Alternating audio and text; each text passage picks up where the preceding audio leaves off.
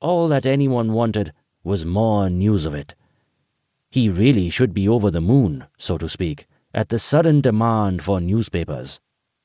There was just one problem. The space program was top secret.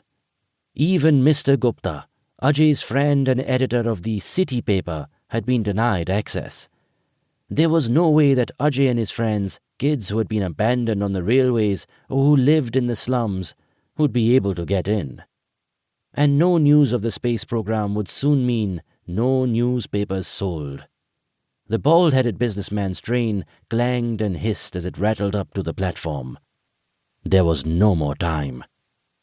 Ajay shook his head sadly. The businessman laughed. I should have known that a newspaper run by railway rats wouldn't be able to find real stories. Ajay rallied. I don't have inside knowledge, but I do have something better. He looked around and then motioned the businessman to bend down. Ajay whispered in his ear. The businessman's eyes became wider. He jumped up. A ticket to space. A chance to be like other billionaires. A chance to look down on Earth and all the people left on it. He snatched at the paper. Give me that. 10 rupees, said Ajay firmly, holding it to one side. The businessman tossed over the money, grabbing the paper out of Ajay's hand and tearing it apart until he found the page he was looking for. His face turned bright orange. What is this? He said, holding out the page that had inked on it, free ticket to space, and a rocket samosa on the presentation of this coupon. Ajay waved in the direction of the stall being manned by Vinod. It is the name of the secret cook's food stall.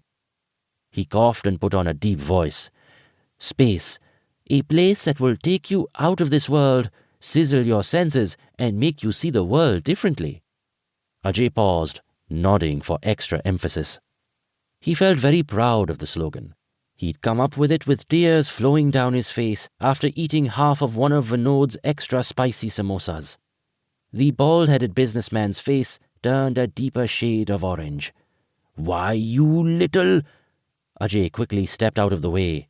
You'd better hurry, or you'll miss your train, said Ajay, pointing as the businessman's train started to roll out of the station on its heavy, clattering wheels.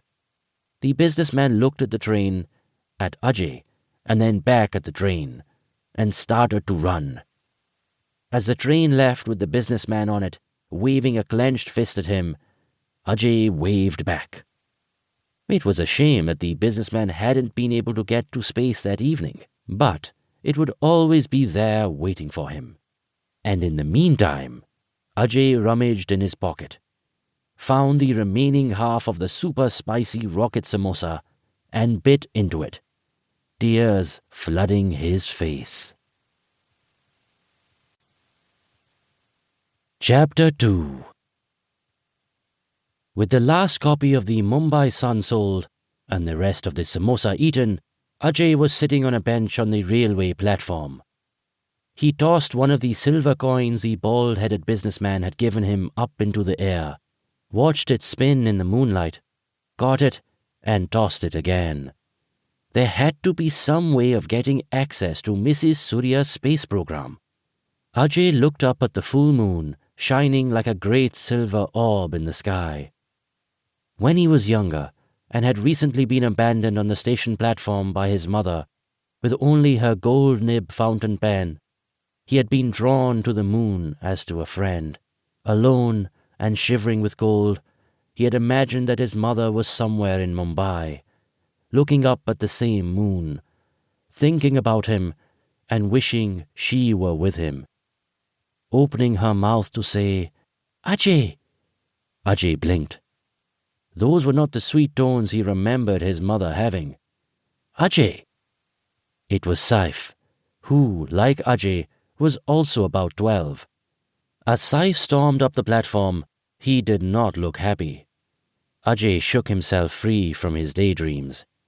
He had been avoiding his friend all day, but Saif had caught him now, fair and square. Saif, Ajay began placatingly. Saif put up his hand. Do not Saif me, he said.